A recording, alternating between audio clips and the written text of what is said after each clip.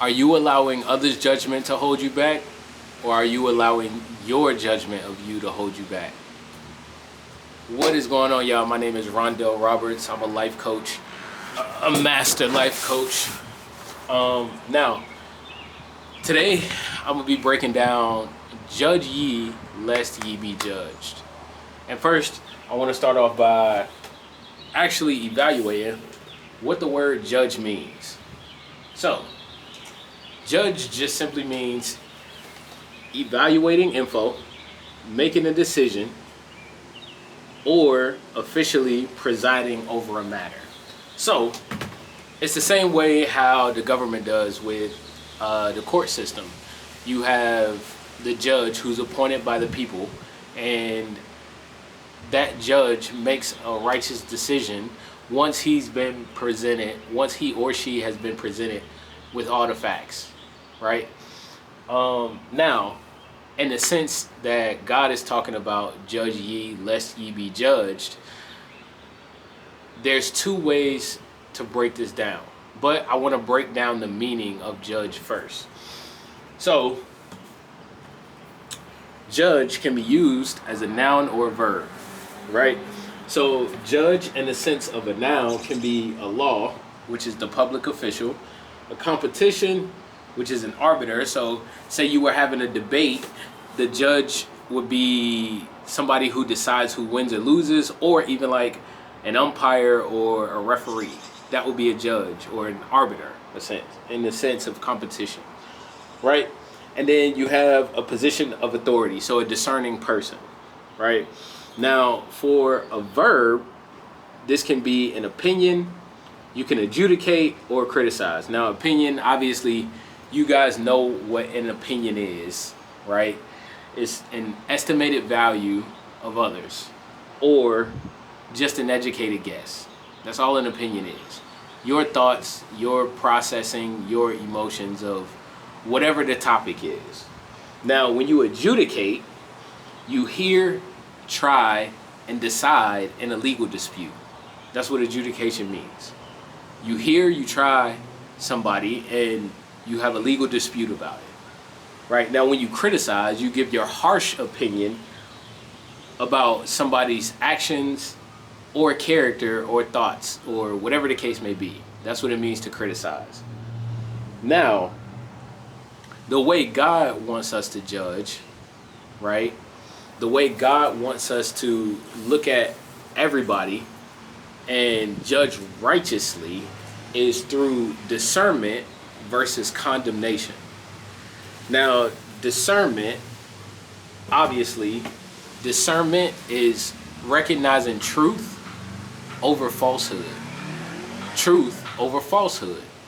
So if I was in a situation of, let's just say I'm an addict, right? I'm an addict. I've been smoking for 12 years, and I know where that path leads me. I done had all of these different health problems due to smoking. And then I go tell somebody, hey, look, you can smoke or you don't have to, but this is the path that it leads you down. This is the path that it led me down. It wasn't the right decision for me. And I'm letting that person know from my anecdotal experience that this is not the right path, or this path is a bad path. Now, condemnation is more so self-righteous hypocrisy, saying that's when you're deciding somebody's eternal fate. So discernment is just recognizing truth, like being able to tell if somebody is good or not, or giving somebody an anecdotal experience of the path that it led them down and it being a bad path, right? Condemnation is saying you're a bad person, so I'm attacking your character based on what it is that you're doing. I'm attacking your character, I'm attacking your being, I'm attacking your humanization based on what it is that you're doing. So let's just say somebody steals, right? if that person steals and I say you're a bad person for stealing, you never know what their circumstance could be. They could be homeless, they could be hungry, whatever the case may be. That essentially is not our call to make. We're not determining if they're a bad person just because they stole.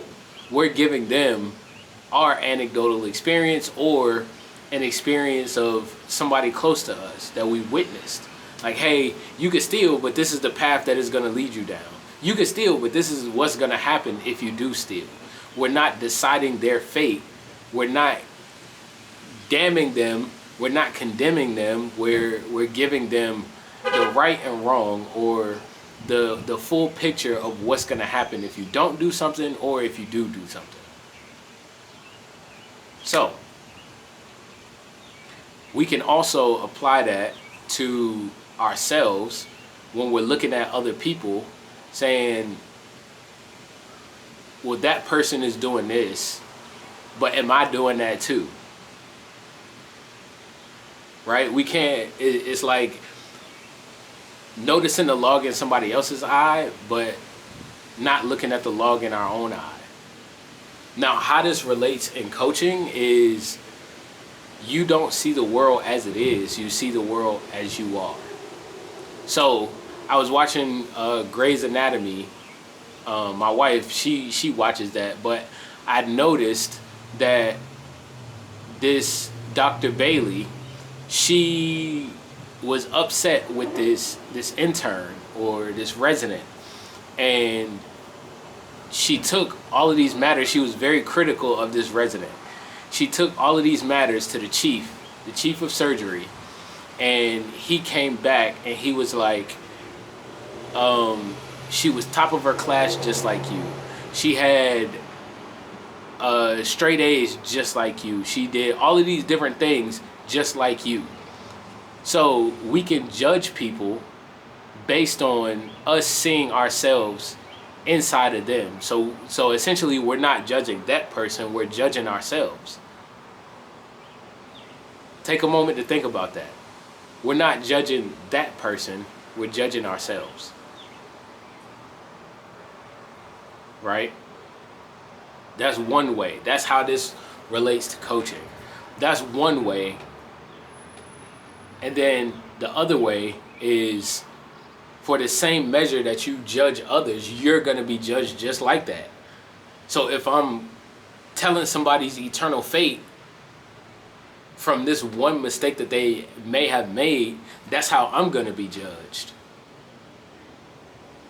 If I'm telling somebody what's going to happen if they do this or do that or do X, Y, Z, then that's how I'm going to be judged. If I look down on somebody for whatever mistakes or whatever the case may be that they made, that's how I'm going to be judged.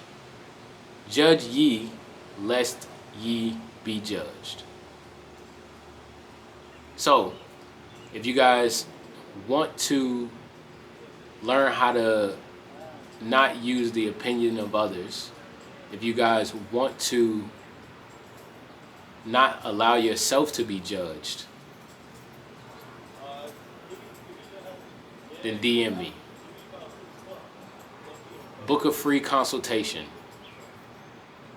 and we'll walk this journey together. If you want to get out of your own way and not let your judgment hold you back, and not let the judgment of others hold you back, then book a free consultation. I love you guys. I pray with you. I pray to you. I pray for you. Also, be on the lookout for new merch coming in. And remember, you are a chosen one. You are chosen. God chose you specifically. I love you guys. I pray with you. I pray to you. I pray for you. Love, life, prosperity.